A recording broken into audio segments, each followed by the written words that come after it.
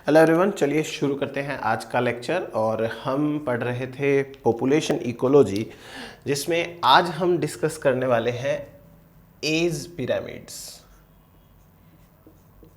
As distribution, या इसी को कहते हैं एज पिरामिड। पॉपुलेशन के डिफरेंट हम फीचर्स पढ़ रहे हैं, करेक्टर्स पढ़ रहे हैं। तो इन करेक्टर्स के अंदर अब हम बात करेंगे कि ये एज पिरामिड्स क्या होते हैं।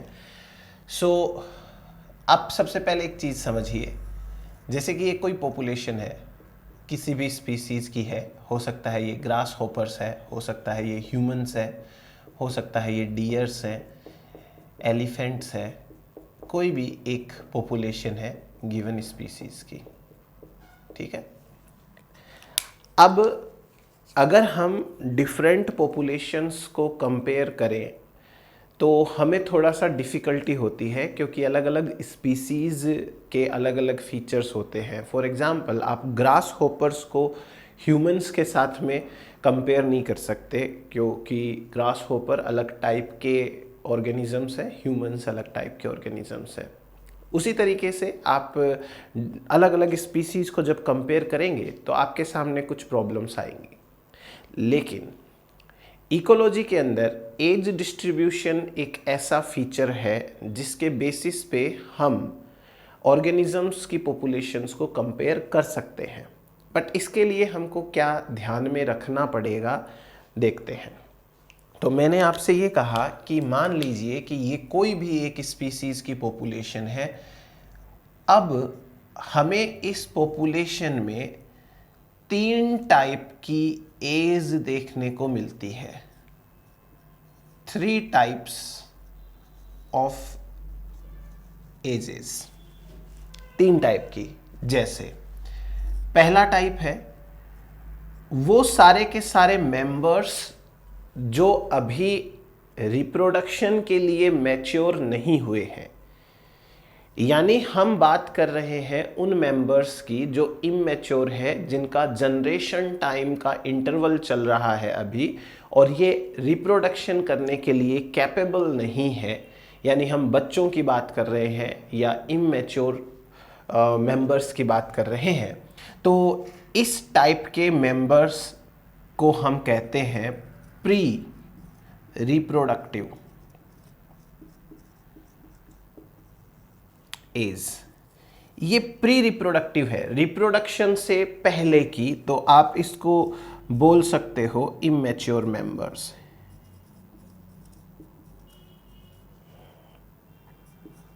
ठीक है, ये प्रोजेनीज टाइप के मेंबर्स हैं। दूसरे टाइप की जो एज है यहाँ पे, उसमें वो सारे मेंबर्स आएंगे जो एक्टिवली रिप्रोडक्शन कर रहे हैं या कर सकते हैं। ऐसे हमको एज के अंदर नहीं लेना कि जैसे मान लो कोई इंसान है वो 20 साल का है और कोई इंसान 25 साल का है। 20 वाला भी रिप्रोडक्शन कर सकता है, 25 वाला भी रिप्रोडक्शन कर सकता है, तो दोनों की सेम ग्रुप में हम उनको डाल देंगे। दूसरा ग्रुप बनता है रिप्रोडक्टिव मेंबर्स का, एक्टिवली जो रिप्रोडक्शन में पार्टिसिपेट कर रहे हैं, तो इसे हम कहते हैं रिप्रोडक्टिव एज। ये रिप्रोडक्टिव एज है। इस एज ग्रुप के अंदर वो सारे मेंबर्स आएंगे जो एक्टिवली रिप्रोडक्शन कर सकते हैं, एक्टिवली रिप्रोड्यूसिंग मेंबर्स। और जो तीसरी एज है वो आपको पता है कि उन मेंबर्स की है जो अब रिप्रोडक्शन नहीं कर सकते। इसे कहते हैं post reproductive as. Post reproductive as के अंदर उन मेंबर्स को रखा जाएगा जो ओवर एज हो चुके हैं, ओवर एज्ड मेंबर्स। तो आप समझ पा रहे हो, यहाँ पे 3 टाइप के ये एज ग्रुप्स हो गए। यहाँ पे इन तीनों टाइप के एज ग्रुप्स में जो मेंबर्स हमने रखे हैं अब हम उनको ग्राफ की फॉर्म में रिप्रेजेंट करेंगे, अब हम उनको डायग्रामेटिक फॉर्म में रिप्रेजेंट करेंगे। उन्हीं डायग्राम्स को एज पिरामिड कहते हैं। तो पिरामिड शेप आ जाती है। हमें ये 3 टाइप की एजेस को एक दूसरे के ऊपर प्लॉट करना है, और इनको प्लॉट करने से जो डायग्राम्स निकल के आएंगे उनको हम कहेंगे एज पिरामिड्स। क्लियर हुई बात आपको? चलिए एक लाइन लिखिए। लिखिए, in a naturally growing population, the members of population are divided into 3 age groups, are divided into 3 age groups. Number 1 लिखिए प्री रिप्रोडक्टिव एज, नंबर 2 लिखिए रिप्रोडक्टिव एज, एंड नंबर 3 लिखिए पोस्ट रिप्रोडक्टिव एज। ऐसे भी लिखिएगा, each group is known as cohort. Cohort का मतलब भी group होता है। Each group is known as cohort. तो ये कोहोर्ट है, वो भी ग्रुप ही होता है। अब ये समझ में आया आपको? एक बात और करते हैं अपन। जितने भी लिविंग ऑर्गेनिजम्स होते हैं, उन सभी लिविंग ऑर्गेनिजम्स का एक कैरेक्टरिस्टिक फीचर होता है कि वो रिप्रोडक्शन करते हैं। अब रिप्रोडक्शन करेंगे तो पॉपुलेशन में नंबर बढ़ेगा, नंबर बढ़ेगा पॉपुलेशन के अंदर तो पॉपुलेशन बढ़ेगी, इसका मतलब पॉपुलेशन की ग्रोथ होगी। सो अब हम एक और चीज यहां पर देखते हैं, क्या इस पॉपुलेशन में जो रिप्रोडक्टिव एज वाले मेंबर्स थे वो ज्यादा रिप्रोडक्शन कर रहे हैं? क्या वो ठीक ठाक लेवल का रिप्रोडक्शन कर रहे हैं, या वो बहुत कम रिप्रोडक्शन कर रहे हैं?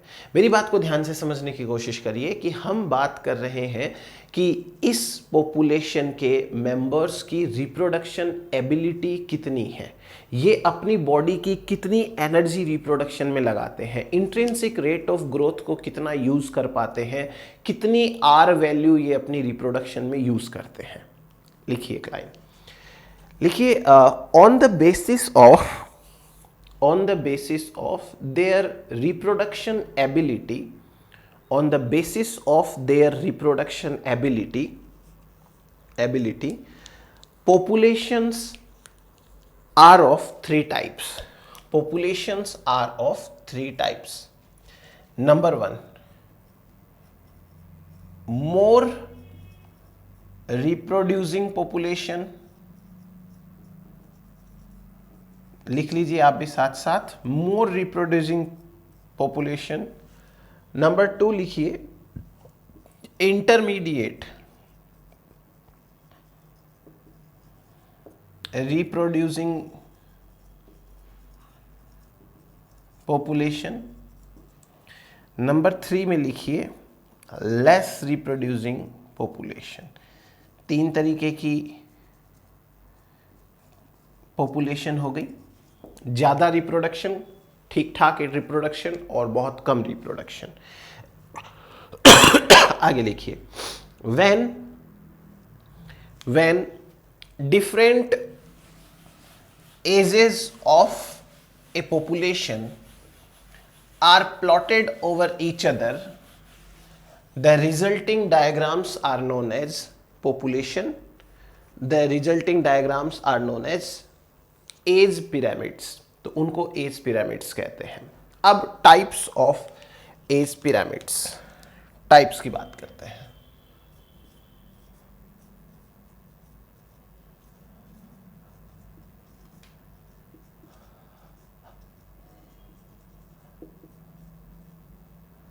और ये देखिए, जो टाइप्स हम यहां पे बात करने वाले हैं एज पिरामिड्स के टाइप्स की, उनमें एक चीज और ध्यान रखनी है। हमें 3 टाइप की एज है, pre reproductive, reproductive, post reproductive. इन तीनों टाइप की एजेस को एक दूसरे के ऊपर रखना है। इसका एक छोटा सा रूल है। रूल क्या है? सबसे नीचे प्री रिप्रोडक्टिव एज आनी चाहिए, उसके ऊपर रिप्रोडक्टिव एज आनी चाहिए, और उसके भी ऊपर पोस्ट रिप्रोडक्टिव एज आनी चाहिए। तो हमारा सिंपल लॉजिक क्या है, सबसे नीचे प्री रिप्रोडक्टिव, उसके बाद रिप्रोडक्टिव और उसके बाद पोस्ट रिप्रोडक्टिव। दूसरी बात, जब हम ये ग्राफ बनाते हैं, ये पिरामिड बनाते हैं, तो हमें लॉजिकली समझने के लिए रिप्रोडक्टिव एज से शुरू करना चाहिए। शुरुआत करेंगे रिप्रोडक्टिव एज से, लेकिन बनाएंगे हम नीचे प्री रिप्रोडक्टिव, बीच में रिप्रोडक्टिव, ऊपर पोस्ट रिप्रोडक्टिव। समझिए कैसे करना है। आप खुद देखिए, मान लीजिए कि हमारे पास में ये एक पॉपुलेशन है, ठीक है, ये पॉपुलेशन। अब इस पॉपुलेशन के अंदर बहुत सारे मेंबर्स हैं, कुछ मेंबर्स अभी बच्चे हैं, इमैच्योर हैं, तो वो प्री रिप्रोडक्टिव एज में आ जाएंगे। कुछ मेंबर्स ऐसे हैं जो एक्टिवली रिप्रोडक्शन कर रहे हैं, वो रिप्रोडक्टिव एज में आ जाएंगे। कुछ मेंबर्स ऐसे हैं जो अब रिप्रोडक्शन नहीं कर सकते, थोड़ी एज उनकी ज़्यादा हो गई है, तो वो पोस्ट रिप्रोडक्टिव में आ जाएंगे। ठीक है, नाउ टाइप्स देखने हैं। सबसे पहले टाइप नंबर 1, पहला पिरामिड। आपको क्या करना है, आप इस पॉपुलेशन में जाओ, गए आप इस पॉपुलेशन में, ठीक है। अब इस पॉपुलेशन में जाने के बाद आप सबसे पहले कैलकुलेट करो कि यहां पर रिप्रोडक्टिव एज में कितने मेंबर्स हैं, कितने मेंबर्स यहां पर एक्टिवली रिप्रोडक्शन कर रहे हैं। 10 member, 20 member, 50 member, 100 member, 200 member. So आपको पूरी पॉपुलेशन में ये काउंट करना है कि रिप्रोडक्टिव एज में कितने मेंबर्स हैं, और फिर आप क्या करो, उस रिप्रोडक्टिव एज के मेंबर्स को रिप्रेजेंट करने के लिए एक ब्लॉक बना दो कि भाई ये जो ब्लॉक बना है, इस ब्लॉक में, या ये जो ब्लॉक है वो रिप्रेजेंट करता है उस नंबर को जो रिप्रोडक्टिव एज वालों का है। लेट्स सपोज कि ये 100 है। आपको क्या करना है, इसमें रिप्रोडक्टिव एज है वो लेनी है, रिप्रोडक्टिव एज। क्लियर? ये मान लीजिए 100 मेंबर है, यानी 100 पेरेंट्स हैं इस पॉपुलेशन में। अब पेरेंट्स बच्चे पैदा करेंगे, तो अब आप काउंट करो कि यहां पर बच्चे कितने हैं, मतलब प्री रिप्रोडक्टिव एज में कितने हैं। तो आपके पास में 3 पॉसिबिलिटीज हैं। पहली पॉसिबिलिटी, जितने पेरेंट्स हैं उससे कई ज्यादा नंबर में बच्चे हैं, यानी कि जितना बड़ा ब्लॉक ये है पेरेंट्स के नंबर का, उससे बड़ा ब्लॉक नीचे बनेगा। दूसरी पॉसिबिलिटी, जितने बच्चे हैं, जितने पेरेंट्स हैं ऑलमोस्ट उतने ही बच्चे हैं। 100 पेरेंट्स ने मिलके 100 बच्चे पैदा किए, तो पेरेंट्स का नंबर और बच्चों का नंबर ऑलमोस्ट सेम आ गया, तो नीचे का ब्लॉक भी उतना ही बड़ा बन जाएगा। एक पॉसिबिलिटी हो सकती है कि पेरेंट्स तो हैं 100, लेकिन वो पेरेंट्स किसी रीजन से रिप्रोडक्शन कर नहीं पा रहे हैं, या उनका रिप्रोडक्शन सक्सेसफुल नहीं हो पा रहा है, तो बच्चों का नंबर इनसे कम आ जाएगा। तो जो भी सिचुएशन हमको 3 में से देखने को मिल रही है वो हम यहां प्लॉट करेंगे। सबसे पहले हमने रिप्रोडक्टिव एज वालों का कैलकुलेशन किया, तो हमको पता चला कि भाई 100 लोग हैं यहां पे, या 100 ऑर्गेनिजम्स हैं जो रिप्रोडक्शन करते हैं। अब पहला टाइप, मान लीजिए कि 100 मेंबर्स ने मिलके 200 बच्चे पैदा कर दिए, तो प्री रिप्रोडक्टिव एज में कितने मेंबर्स पहुंचे, 200। तो इसका ये जो ब्लॉक है वो बड़ा बनेगा। ये मेंबर्स कौन है, ये मेंबर्स प्री रिप्रोडक्टिव एज वाले मेंबर्स हैं। ठीक है, अब एक बात पर गौर करिए सॉरी, अगर 100 लोगों ने मिलके या 100 मेंबर्स ने मिलके 200 बच्चे पैदा किए हैं, तो इसका मतलब अपनी बॉडी की बहुत ज़्यादा एनर्जी लगा दी है इन्होंने रिप्रोडक्शन पर्पस में, तभी तो ज़्यादा बच्चे पैदा हो गए। जब पेरेंट्स अपनी बॉडी की ज्यादा एनर्जी लगा के रिप्रोडक्शन करेंगे तो ये ब्लॉक तो बड़ा बन जाएगा, लेकिन हमने ये भी पढ़ा था कि जब ज्यादा एनर्जी रिप्रोडक्शन में लग जाएगी तो पेरेंट्स जो है उनकी डेथ होना शुरू हो जाएगी। इसलिए इस पॉपुलेशन में जो रिप्रोडक्टिव एज वाले मेंबर्स हैं वो बहुत कम मेंबर्स पोस्ट रिप्रोडक्टिव एज में पहुंचेंगे। ऐसा ही तो होता है, जो बच्चे हैं वो फ्यूचर में रिप्रोडक्टिव एज में आएंगे और जो रिप्रोडक्टिव एज वाले हैं वो फ्यूचर में किस में जाएंगे, पोस्ट रिप्रोडक्टिव में। तो जिस पॉपुलेशन के मेंबर्स ने अपनी बॉडी की ज्यादा एनर्जी लगा के रिप्रोडक्शन किया है उस पॉपुलेशन के तो बहुत कम मेंबर्स होंगे जो नेक्स्ट एज में पहुंच पाएंगे। तो ये पोस्ट रिप्रोडक्टिव एज वाले मेंबर्स का ब्लॉक छोटा ही बनेगा। ऐसे में आपके सामने जो ये पिरामिड आया है, इस पिरामिड का सबसे नीचे का ब्लॉक है वो सबसे ब्रॉड है, इसलिए हम इस पिरामिड को कहते हैं broad base pyramid. Broad base pyramid, इसके क्या क्या कैरेक्टर्स है थोड़ी देर बाद में डिस्कस करेंगे। ये ब्रॉड बेस पिरामिड है। हम एक और काम कर सकते हैं, इस पिरामिड में सेक्स रेशियो रिप्रेजेंट करने के लिए एक लाइन ऐसे ड्रॉ कर सकते हैं बीच में। इधर हम लिख सकते हैं कि ये मेल्स है इस साइड में और इधर वाले साइड में फीमेल्स है। बहुत ज़्यादा कुछ अपने इकोलॉजी में इसका फ़र्क नहीं पड़ता है कि भाई कितने मेल है कितने फीमेल है, ये डाटा हमको यूज ही नहीं करना है, बट रिप्रेजेंट किया जा सकता है, वो मैं बता रहा हूँ यहाँ पे। ऐसा भी कर सकते हो आप कि इस पिरामिड को ऐसा बना लो ऐसे, तो ऐसा पिरामिड हो तो भी हम इसे कहेंगे ब्रॉड बेस पिरामिड। फिर बीच बीच में ऐसे लाइनें आ जाएंगी तो ये ब्रॉड बेस पिरामिड हो जाता है। क्लियर हुई ये चीज़? इस पिरामिड से हमको कुछ बातें समझ में आएंगी जो हम बाद में डिस्कस करेंगे। पहले दूसरे टाइप्स के पिरामिड्स देखते हैं। अब सपोज करिए कि ये पॉपुलेशन में गए हम, इस पॉपुलेशन में जाने पर हमने पता किया कि यहां रिप्रोडक्शन करने वाले मेंबर्स हैं, उनका नंबर कितना है, तो पता चला कि 100 मेंबर्स हैं वो रिप्रोडक्शन करने वाले हैं यहां पे। तो रिप्रोडक्टिव एज में कितने मेंबर्स हैं, रिप्रोडक्टिव एज में 100 मेंबर्स हैं। रिप्रोडक्टिव एज में जो मेंबर्स हैं उन्होंने मिलके रिप्रोडक्शन किया तो सब लोगों ने अपने बच्चे पैदा किए, तो प्री रिप्रोडक्टिव एज वालों का नंबर पता चला। और हमको पता ये चला कि जितने यहां पर रिप्रोडक्टिव एज में हैं ऑलमोस्ट उतने के उतने ही प्री रिप्रोडक्टिव एज में हैं, ऑलमोस्ट उतने ही मेंबर्स प्री रिप्रोडक्टिव एज में भी है। 100 पेरेंट्स हैं तो 100 ही बच्चे हैं, जितने रिप्रोडक्टिव उतने प्री रिप्रोडक्टिव। इसका मतलब यहां पर रिप्रोडक्शन ना तो बहुत ज्यादा है ना बहुत कम है। यहां रिप्रोडक्शन ज्यादा था क्योंकि बच्चे ज्यादा हैं, यहां पर स्टेबल टाइप का सा रिप्रोडक्शन है। अगर ऐसा होगा तो ये जो रिप्रोडक्टिव एज वाले मेंबर्स हैं इनकी बहुत ज्यादा डेथ तो नहीं होगी, थोड़ी सी डेथ हो जाएगी, तो जो पोस्ट रिप्रोडक्टिव का ब्लॉक बनेगा वो भी ऑलमोस्ट उतना ही बनेगा। एग्जैक्ट उतना तो नहीं बनेगा क्योंकि मरेंगे इंडिविजुअल्स यहां पे, बट ऑलमोस्ट उतना सा ही बनेगा।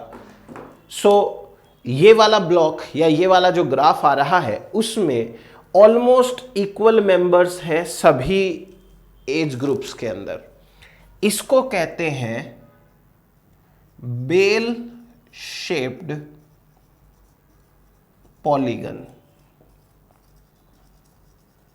बेल शेप्ड पॉलीगन इसलिए क्योंकि ये यहां पे ऐसे होता है, बेल शेप्ड पॉलीगन। इस ग्राफ को इस तरीके से अपन रिप्रेजेंट कर सकते हैं। तो ये बेल शेप्ड पॉलीगन के लिए आ गया। फिर तीसरे टाइप का और अपन समझते हैं। सॉरी, आप एक पॉपुलेशन में गए और आपने पॉपुलेशन में जाकर पता किया कि रिप्रोडक्टिव एज में 100 मेंबर्स हैं, 100 पेरेंट्स हैं रिप्रोडक्टिव एज के अंदर।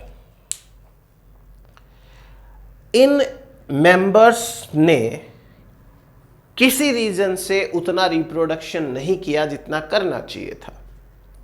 हो सकता है कि इस पॉपुलेशन के साथ कोई प्रॉब्लम हो कि प्रीडेटर ज़्यादा अटैक करता है, बच्चों को डिजीज ज़्यादा हो जाती है, बच्चे मर जाते हैं, तो अल्टीमेटली प्री रिप्रोडक्टिव एज वालों का नंबर कम होगा।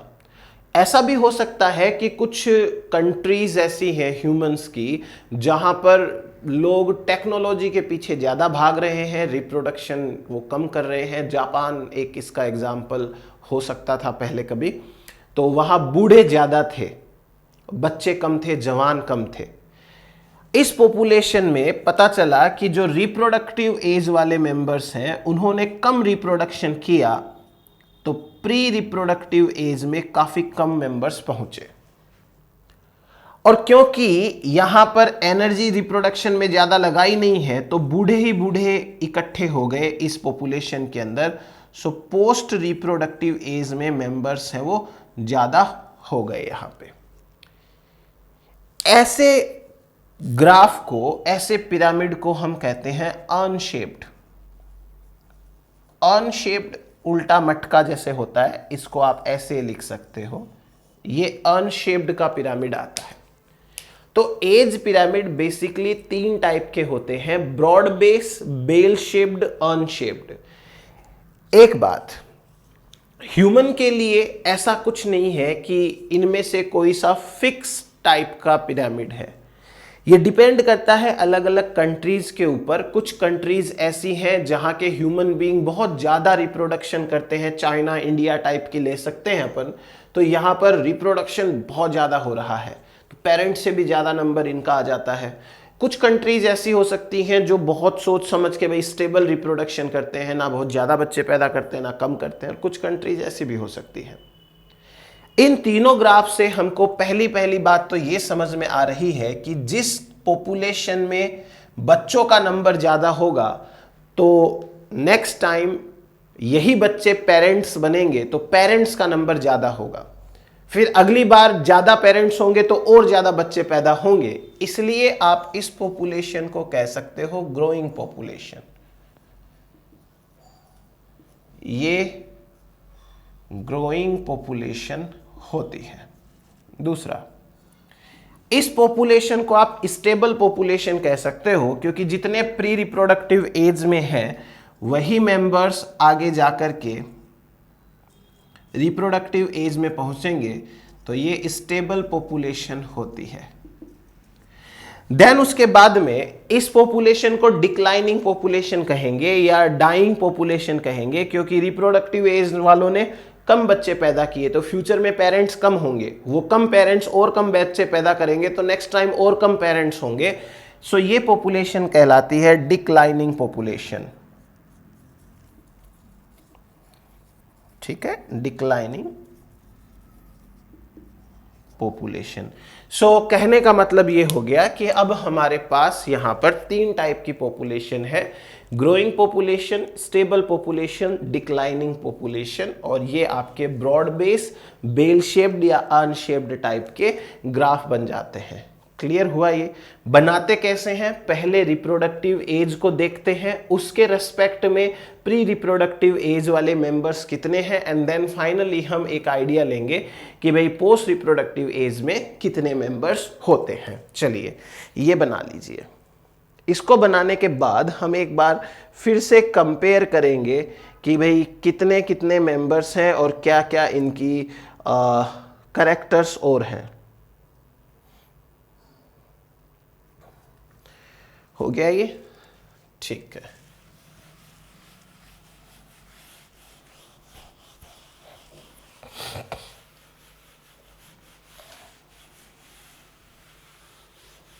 अब एक बार के लिए हम वापस से इसको देखते हैं। हमारा पहला ग्राफ ऐसा है जिसके अंदर बेस पार्ट है वो ब्रॉड है, तो ये बेस पार्ट, ये रिप्रोडक्टिव पार्ट मैं यहाँ पे लिख देता हूँ, ये प्री रिप्रोडक्टिव, ये रिप्रोडक्टिव, ये पोस्ट रिप्रोडक्टिव।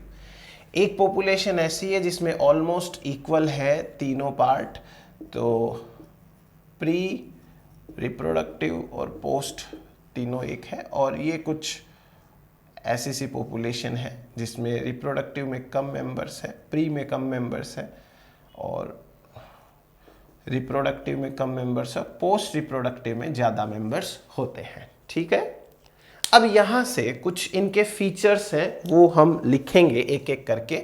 मैं आपको एक्सप्लेन कर देता हूँ, आप लिख लीजिएगा इसके नीचे और इसके नीचे। फर्स्ट ऑफ ऑल, अगर हम ये बात करें इन तीनों ग्रुप के अंदर कि किस एज में ज़्यादा मेंबर्स हैं, सबसे ज़्यादा मेंबर्स कौन सी एज के अंदर है, ये बात करें तो दिख रहा है कि इस पॉपुलेशन में ये ब्लॉक सबसे ज़्यादा ब्रॉड है, इसलिए इसमें ज़्यादा मेंबर्स हैं। इस पॉपुलेशन में ऑलमोस्ट मेंबर्स का नंबर इक्वल सा है, और इसके अंदर सबसे ज़्यादा मेंबर्स पोस्ट रिप्रोडक्टिव एज में है। तो यहाँ लिखिए, maximum members are in pre reproductive age. यहाँ लिखिए, almost equal number of members are in each age. यहाँ लिखिए, maximum number of members are in post reproductive age. लिख ली ये बात आपने, वीडियो पॉज करके लिख लेना। ठीक है, आगे देखिए, इस पॉपुलेशन को कहेंगे रैपिडली ग्रोइंग पॉपुलेशन, इसको कहेंगे स्टेबल पॉपुलेशन, इसको कहेंगे डिक्लाइनिंग या डाइंग पॉपुलेशन। ये लिख लिए। यहां पर पॉजिटिव ग्रोथ हो रही है, यहां पर नेगेटिव ग्रोथ हो रही है, यहां स्टेबल ग्रोथ हो रही है। हम ये नहीं कहेंगे जीरो ग्रोथ हो रही है, ग्रोथ तो ये भी कर रही है बट स्टेबल ग्रोथ कर रही है। ये पॉजिटिव ग्रोथ कर रही है, ये नेगेटिव ग्रोथ कर रही है, ये स्टेबल ग्रोथ कर रही है। नेक्स्ट, आप एक चीज मैं आपको समझा देता हूं कि जिस पॉपुलेशन का सबसे ऊपर का पार्ट जितना नुकीला होगा, शार्प होगा, डेथ उसमें सबसे ज्यादा होगी। इस पॉपुलेशन का ऊपर का पार्ट है, देखो कितना नुकीला है, शार्प है, तो सबसे ज्यादा डेथ इस पॉपुलेशन के अंदर इस पार्ट में हो रही है। ठीक है, दूसरी बात, इन तीनों पॉपुलेशन के जो पिरामिड्स है, इनके कुछ एग्जाम्पल्स तो फिक्स हैं कि ग्रास होपर में, यीस्ट में, बैक्टीरिया में ऐसे टाइप का ही होता है। ठीक है, लेकिन हम ये नहीं कह सकते कि ह्यूमंस के लिए यही ग्राफ आएगा या यही आएगा या यही आएगा। अब इनके कुछ एग्जाम्पल्स लिखिए, जैसे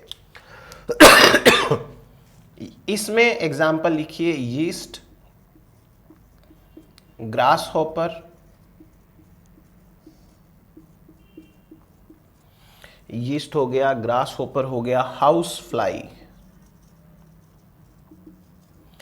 और हाउस फ्लाई के बाद में एक और है पैरामीशियम। पैरामीशियम, ठीक है। फिर इसके अंदर आप एग्जाम्पल लिखिए, इसमें ह्यूमंस ऑफ डेवलप्ड कंट्रीज, ये ह्यूमंस है डेवलप्ड कंट्रीज के, उनको समझ में आ गया है कि ज़्यादा रिप्रोडक्शन करना ठीक नहीं है, तो वो स्टेबल रिप्रोडक्शन करते हैं। और इसके अंदर ऐसा कोई देखो नहीं है, क्योंकि ये किसी के साथ भी हादसा भी हो सकता है ना, कोई जैसे रैबिट पॉपुलेशन है, उस पर अटैक ज़्यादा हो रहे हैं तो बच्चे मर जाते हैं, तो ऐसा कुछ हो सकता है। सो वैसे कोई एग्जाम्पल नहीं है। क्लियर हो गया ये? ओके, अब हम बात करते हैं एक और टॉपिक की। अच्छा सा टॉपिक है, इसे कहते हैं सर्वाइवरशिप कर्व। सर्वाइवरशिप कर्व क्या है? ये सर्वाइवरशिप कर्व, यहां से भी सवाल आते हैं अच्छे खासे, तो पढ़ लेते हैं।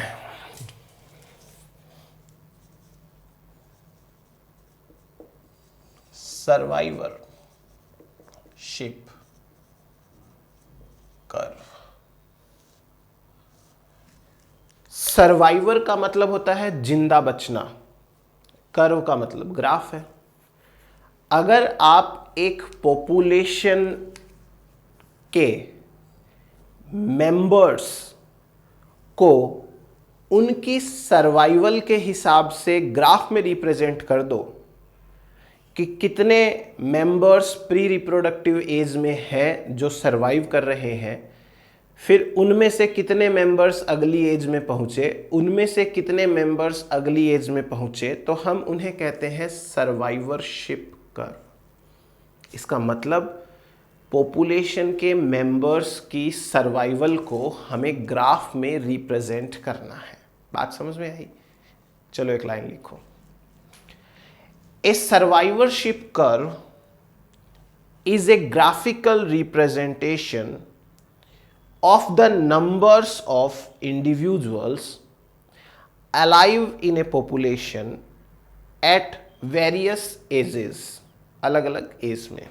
अगली लाइन लिखिए, how many members are surviving at a particular age can be represented by survivorship curve. How many members are surviving at a particular age? चलो अब मैं आपके सामने 3 यहां पर एग्जाम्पल लेकर के ग्राफ बनाता हूं, ध्यान से समझिएगा। सबसे पहला केस समझिए। मान लीजिए कि एक ह्यूमन पॉपुलेशन है, ह्यूमन पॉपुलेशन। इस ह्यूमन पॉपुलेशन में आपको एक काम करना है। क्या काम करना है? एक समय पर जाना है और इस समय पर जाकर के ये पता करना है कि इस पॉपुलेशन में प्री रिप्रोडक्टिव एज वाले मेंबर्स हैं वो कितने हैं। तो आप जब जाएंगे तो आपको पता चलेगा कि इस पॉपुलेशन के अंदर इतने नंबर ऑफ मेंबर्स हैं जो कि प्री रिप्रोडक्टिव एज में है। वो जो नंबर ऑफ मेंबर्स आपने कैलकुलेट किया है कि जो प्री रिप्रोडक्टिव एज में है, उनको आपको फॉलो करना है कि इनमें से कितने मेंबर्स अपनी रिप्रोडक्टिव एज में गए और उनमें से कितने मेंबर्स अपनी अगली एज में गए। बात समझ में आई आपको? कि जैसे 4 बच्चे पैदा हुए, आपको ये फॉलो करना है कि इन चारों में से कितने बच्चे एडल्ट हो गए हैं और रिप्रोडक्शन कर रहे हैं, इनमें से फिर बाद में कितने बच्चे और हैं, मतलब कितने मेंबर्स हैं वो 4 में से जो बूढ़े हो गए हैं, अभी भी जिंदा हैं, कितने मर गए, ऐसा कुछ कैलकुलेशन। खैर, हमारी अकेले की लाइफ तो सही तरीके से अभी इतनी नहीं है सूटेबल कि हम किसी ग्रुप को फॉलो करें, हम ही मर जाएंगे पहले। बट होता क्या है ह्यूमन पॉपुलेशन में वो समझिए। सपोज करिए कि आप इस ह्यूमन पॉपुलेशन में गए और ह्यूमन पॉपुलेशन में जाकर के कैलकुलेट किया कि प्री रिप्रोडक्टिव एज में 50 मेंबर्स हैं, 50 बच्चे पैदा हुए। आज के डेट में 50 बच्चे पैदा हुए। ध्यान से देखना, हम एक ग्राफ बनाएंगे और इस ग्राफ में हम एक्स एक्सिस पे लेंगे प्री रिप्रोडक्टिव एज।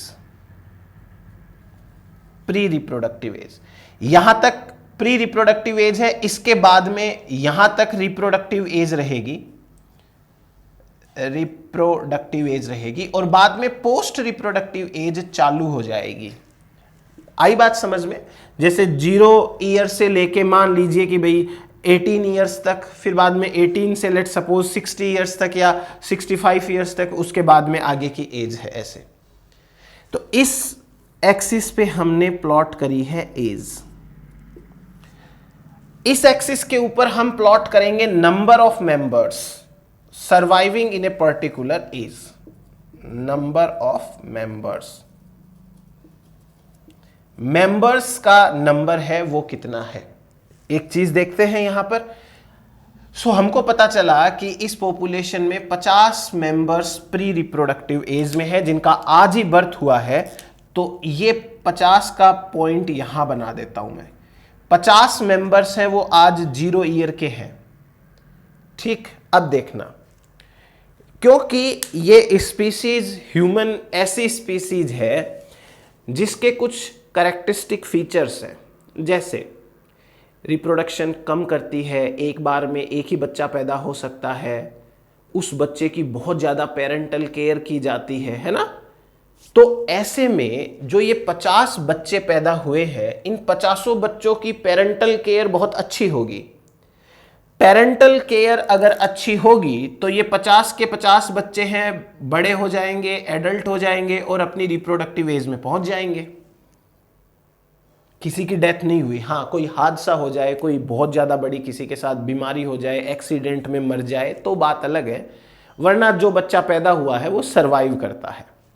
तो ऑलमोस्ट 50 के 50 बच्चे हैं वो अगली एज में पहुंच गए, और यही बच्चे अब और मतलब यही इंडिविजुअल है वो अब और अपनी आगे की एज में जाएंगे, जैसे जैसे बूढ़े होंगे वैसे वैसे अब डेथ चालू हो जाएगी। कोई 50 साल का होके मर गया, कोई 55 साल का होके मर गया, कोई 60 क्रॉस करके मर गया। तो ऐसे करके एक ग्राफ आता है।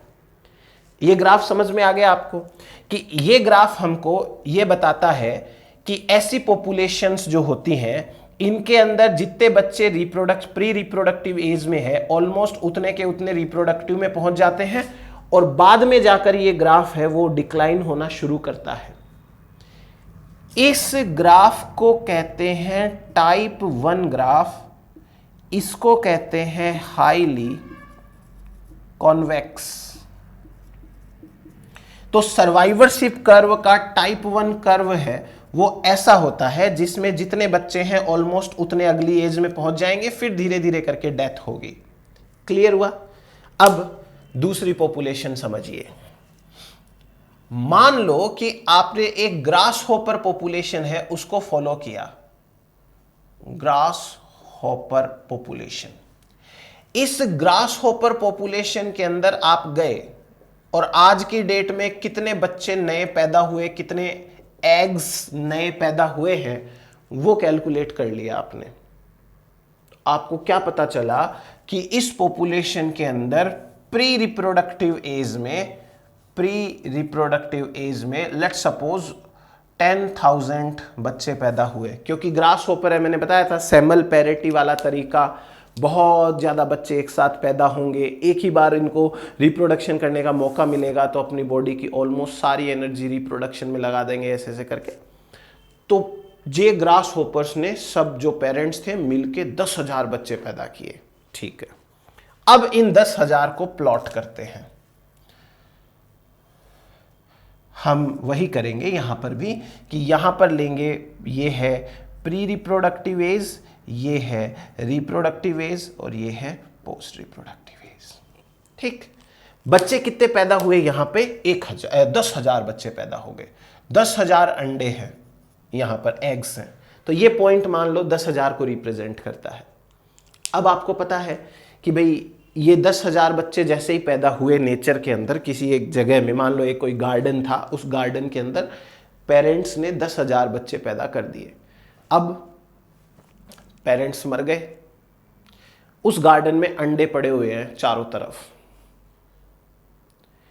उस गार्डन में ना तो इतना स्पेस बचेगा, ना इतना फूड बचेगा कि वो 10,000 एग्स को डेवलप करे। पेरेंट्स मर गए हैं, पेरेंटल केयर कोई नहीं करेगा।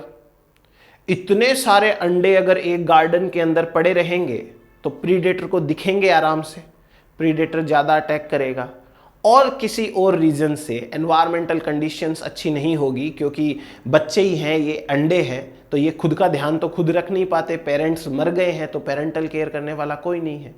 तो हुआ क्या कि जितने यहां पर एग्स प्रोड्यूस किए गए उनमें से ऑलमोस्ट की डेथ इसी स्टेज में हो गई। ऑलमोस्ट बच्चे जो थे वो अभी इसी स्टेज में मर गए। तो इस टाइप के पॉपुलेशंस में ये ग्राफ शार्पली इसी एज में नीचे आ जाता है, ऐसे कि 10,000 में से 9,050 की डेथ हो गई। ऐसे ही होता है, 9,050 की डेथ इसी एज में हो गई। पीछे बचे 50 मेंबर्स। ये 50 मेंबर्स अब रिप्रोडक्शन करेंगे तो एडल्ट बन जाएंगे, अगली स्टेज में पहुंचेंगे और फिर बाद में इनकी भी डेथ हो ही जाएगी अपने रिप्रोडक्शन से। मेरे कहने का मतलब यह है कि इस टाइप की पॉपुलेशन ऐसी पॉपुलेशन होती है जहां पर सबसे ज्यादा डेथ प्री रिप्रोडक्टिव एज में ही हो जाती है। रीजन बताया मैंने आपको एक तो पेरेंट्स मर जाएंगे तो पेरेंटल केयर करने वाला कोई नहीं होगा, दूसरा जुवेनाइल डेथ रेट ज़्यादा होती है, तीसरा यहाँ पर जिस हैबिटाट में इनका जन्म हुआ है उस हैबिटाट के पास ना तो इतना स्पेस है ना इतना फूड है कि इन सबको खिला पिला सके, तो सारे के सारे मतलब मैक्सिमम यहीं मर जाएंगे। थोड़े से बचेंगे, वो अगली एज में पहुंचेंगे, वो अगली रिप्रोडक्शन करेंगे तो फिर से बहुत ज्यादा बच्चे पैदा करेंगे। तो ये जो ग्राफ आता है ये फर्स्ट ग्राफ का जस्ट उल्टा ग्राफ आता है। ऐसे मैक्सिमम डेथ इसी एज में हो जाती है, इसको कहते हैं टाइप 3। पहले हमने टाइप 3 इसलिए पढ़ा है क्योंकि ये टाइप 1 का जस्ट अपोजिट है, इसलिए टाइप 3 पहले पढ़ा। टाइप 3 को कहते हैं हाईली कॉन्केव टाइप। ये हाईली कॉन्वेक्स है, ये हाईली कॉन्केव है, और ये तो कॉन्केव और कॉन्वेक्स तो मैथ के टर्म्स हैं, और ये टाइप 1 कहलाता है, ये टाइप 3 कहलाता है। तो दूसरी ऐसी पॉपुलेशंस होती हैं। अब तीसरी पॉपुलेशन देखो, मान लो कि ये पॉपुलेशन है रैबिट पॉपुलेशन। रैबिट मैंने इसीलिए एग्जांपल लिया क्योंकि रैबिट में यही होता है, रैबिट पॉपुलेशन। सपोज करो कि आप जब गए तो आपको पता चला कि प्री रिप्रोडक्टिव एज में 100 बच्चे पैदा हुए, नए बच्चे हैं वो 100 पैदा हुए, ठीक है। अब थोड़ा सा आप समझने की कोशिश करना, इसमें क्या समझना है आपको यहां पे। रैबिट पॉपुलेशन एक ऐसी पॉपुलेशन है जो करने को पेरेंटल केयर करती है। ये पॉपुलेशन अपने बच्चों का ध्यान रखती है, पेरेंटल केयर करती है ये, ठीक है। ये रिप्रोडक्शन भी ठीक ठाक कर लेती है। एक जो फीमेल रैबिट है वो एक बार में 6 से 8-9 बच्चे पैदा करती है, तो रिप्रोडक्शन भी ज़्यादा है, पेरेंटल केयर भी करने की कोशिश करती है। बट इस पॉपुलेशन के साथ एक प्रॉब्लम है। प्रॉब्लम क्या है? इस पॉपुलेशन के साथ में प्रॉब्लम ये है कि एक तो इस पॉपुलेशन के प्रीडेटर्स ज़्यादा हैं, प्रीडेटर्स ज्यादा है। जैसे ग्रास होपर है, इन ग्रास होपर को हर टाइप का प्रीडेटर नहीं खा सकता, लेकिन रैबिट एक ऐसी पॉपुलेशन है जिसको बहुत सारे प्रीडेटर खा जाते हैं। कुत्ता ही खा जाएगा, इनको भेड़िया खा जाता है, लॉयन टाइगर खा जाता है ना, और कोई बर्ड ही उठा के ले गया रैबिट को, तो कोई बाज चील यही उठा के ले जाते हैं, वही खा जाते हैं इसको। तो एक तो इस पॉपुलेशन के या इस स्पीसीज के प्रीडेटर्स बहुत ज्यादा हैं, दूसरा इस स्पीसीज के मेंबर्स पर हर एज में अटैक होता है। प्रीडेटर बच्चों को ही खा जाएगा, एडल्ट्स को ही खा जाएगा, बूढ़ों को ही खा जाएगा। तो इस पॉपुलेशन के साथ सबसे बड़ी प्रॉब्लम है कि हर एक age under heavy predator pressure है। यहां डेथ के चांस और सर्वाइवल के चांस हर एज में इक्वल है। पेरेंटल केयर भी हो रही है लेकिन प्रीडेटर भी है, वो भी अपना काम कर रहा है यहां पे। तो इस पॉपुलेशन में प्री रिप्रोडक्टिव एज में मरने के चांस, रिप्रोडक्टिव एज में मरने के चांस, पोस्ट रिप्रोडक्टिव एज में मरने के चांस बराबर बराबर है। तो यहां पर जो ग्राफ आता है, इस ग्राफ, ये मान लो 0.100 को रिप्रेजेंट करता है, यहां पर जो ग्राफ आता है वो ग्राफ कहलाता है टाइप 2। टाइप 2 को कहते हैं straight diagonal, straight diagonal type. ये जो 100 बच्चे पैदा हुए, उन 100 बच्चों पर अभी भी खतरा है। ये बच्चे जब एडल्ट हो जाएंगे तब भी उतना ही खतरा होगा, और उससे ज्यादा एज के हो जाएंगे तब भी उतना ही खतरा होगा। तो सर्वाइवल एंड रिप्रोडक्शन के चांस हैं वो तीनों एजेस के अंदर ऑलमोस्ट इक्वल रहते हैं। तो ये टाइप 2 टाइप का कर्व आता है। अब आपको एग्जाम के अंदर इससे क्या क्या चीजें पूछ सकते हैं, मैं आपको वो एक्सप्लेन कर दूंगा। ये टाइप 1 है, ये टाइप 3 है, वो टाइप 2 है। तीनों ग्राफ को मर्ज करना है अभी। जब हम तीनों ग्राफ को मर्ज करेंगे तो फाइनली हमारे पास में जो कर्व आएंगे उनके हम फीचर्स भी लिख लेंगे। तो मैंने आपको ये बता दिया किसको क्या बोलते हैं, कैसे ये बना है। बाकी आप पढ़िएगा अच्छे से और ज़्यादा मेहनत करिए। हम बात करते हैं आगे। तीनों को अपन मर्ज कर लेते हैं।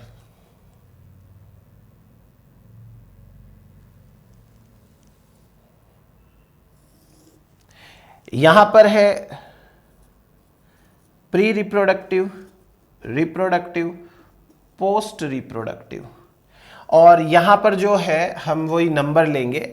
अब क्योंकि यहां पर सपोज करो कि हम ह्यूमन पॉपुलेशन पढ़ रहे हैं, तो ह्यूमन के लिए 50 मेंबर्स है, उसका पॉइंट कॉमन मान लिया हमने। सपोज करो हम रैबिट पॉपुलेशन पढ़ रहे हैं, तो रैबिट के लिए 100 वाला पॉइंट कॉमन मान लिया, यही पॉइंट पे 100 है, और सपोज करो इसी पॉइंट पे 10,000 भी है। काम की बात क्या है हमारे लिए, वो ये है कि टाइप 1 कर्व ऐसा आता है, टाइप 3 कर्व ऐसा आता है, और जो टाइप 2 कर्व है वो ऐसा आता है। ठीक, थोड़ा सा अच्छा सा बना लेते हैं। तो ये टाइप 1, टाइप 2, टाइप 3 कर्व इस तरीके के आते हैं,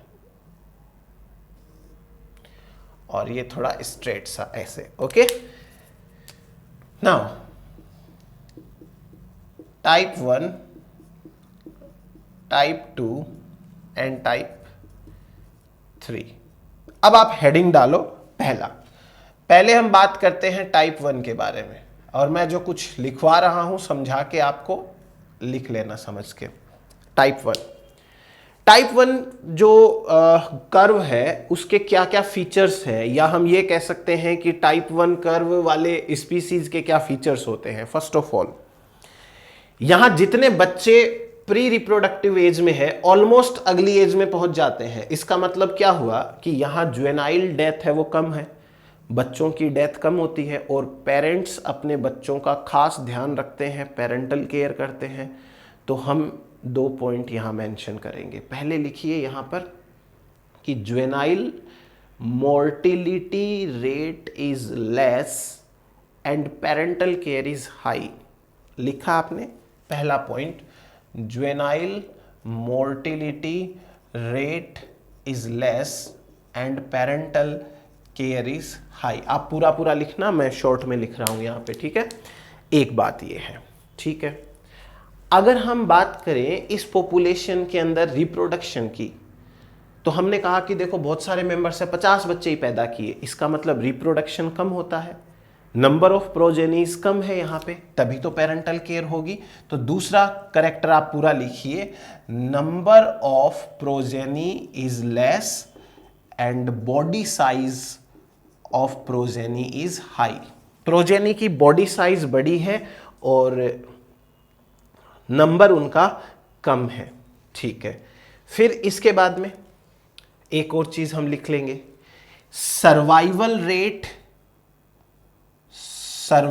rate in early stages is high and survival rate in later stages is low. बच्चों की सर्वाइव करने के चांस ज्यादा हैं, बूढ़ों के सर्वाइव करने के चांस कम है, तो इसलिए ये ग्राफ लेटर स्टेजेस में डिक्लाइन हो जाता है। आगे लिखिए,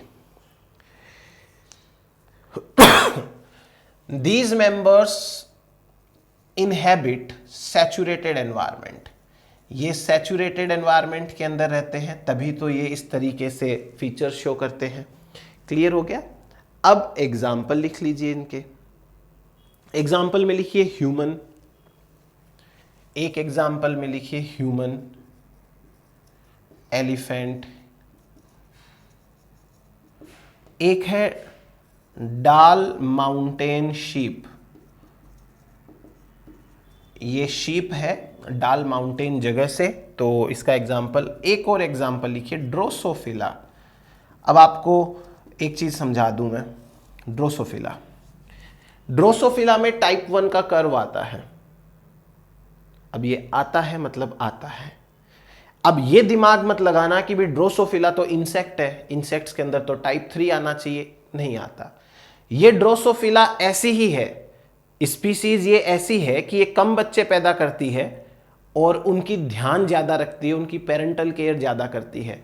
तो जो हम ग्राफ ये बना रहे हैं वो ग्राफ हम एक स्पीसीज के फीचर्स पढ़कर बना रहे हैं, अपनी मर्जी से नहीं बना रहे हैं। तो हम यहाँ पर जो भी एग्जाम्पल्स ये लिखेंगे वो एग्जाम्पल्स एक्चुअली इन्हीं के हैं, इसलिए लिखेंगे। तो ये मत सोच लेना कि ये यहाँ पे कैसे आ गया, ये तो वहाँ आना चाहिए था। इस चीज़ का आर्ग्यूमेंट मत करना किसी के साथ में, ऐसा ही आता है। ये याद रखना है कि ड्रोसोफिला भी अपने बच्चों का ध्यान रखती है, ड्रोसोफिला भी अपने पेरेंटल केयर करती है बच्चों की। उनके अंदर भी स्टार्टिंग में डेथ कम होती है, बाद में डेथ ज़्यादा होती है। क्लियर हो गई ये बातें आपको?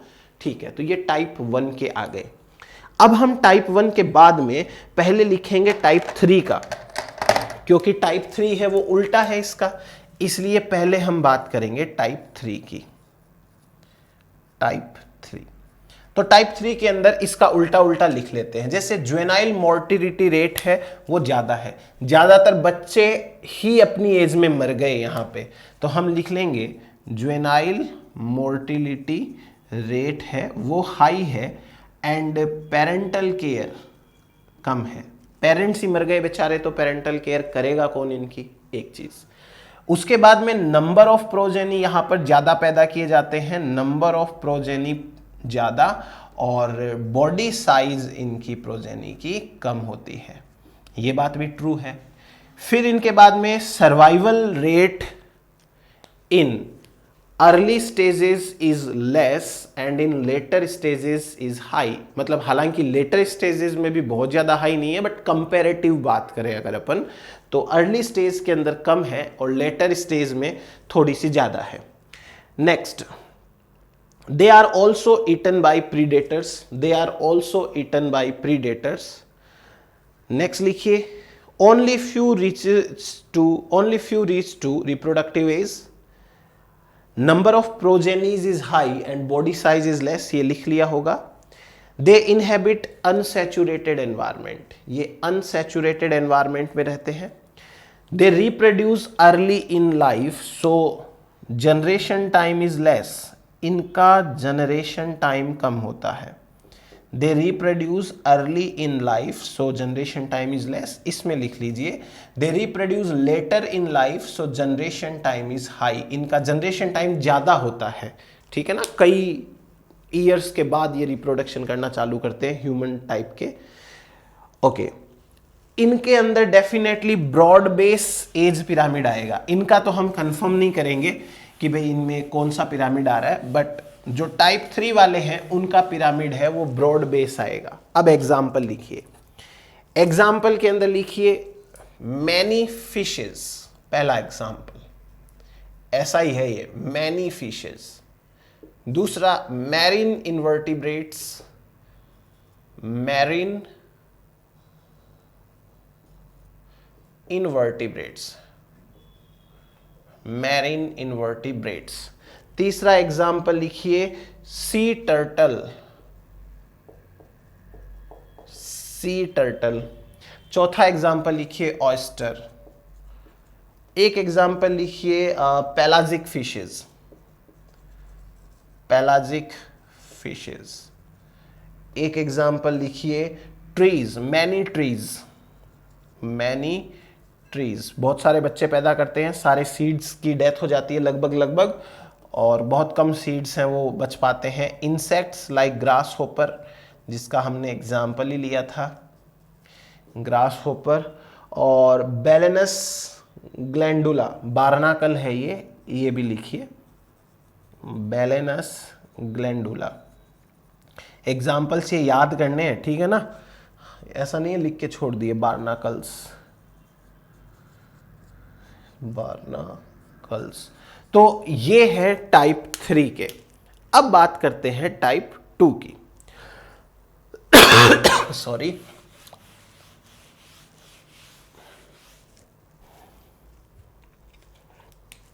टाइप 2, टाइप 2 है वो स्ट्रेट डायगोनल टाइप आ रहा है, आपको पता है।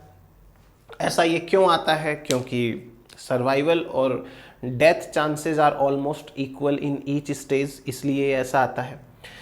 तो टाइप 2 के अंदर लिखिए आप, here the survival and death chances here the survival and death chances are almost uniform in each phase of life. Next लिखिए, these organisms live under high predator pressure. Example लिखिए, बस इतनी सी है इसके बारे में. एग्जाम्पल लिखिए, मैनी बर्ड्स, कई सारे बर्ड्स हैं, मैनी बर्ड्स. उसके बाद में स्मॉल मैमल्स. उसके बाद में आगे लिखिए रेप्टाइल्स के आगे लिखिए बटरफ्लाइज.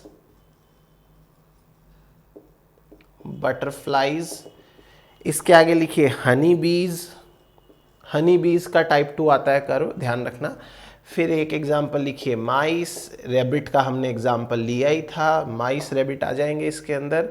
और हाइड्रा का एग्जाम्पल इसी में आएगा, हाइड्रा नाम सुना होगा आप लोगों ने. और होलोमेटाबोलस इंसेक्ट्स जितने होते हैं, होलोमेटाबोलस इंसेक्ट. अच्छा, तो आप में से जो जूलॉजी के स्टूडेंट्स हैं वो ज़रा बताइएगा कमेंट करके कि ये होलोमेटाबोलस इंसेक्ट्स क्या होते हैं, मुझे पता नहीं है, तो ये चीज़ आप बताइए. ठीक, अब एक और चीज़ समझते हैं.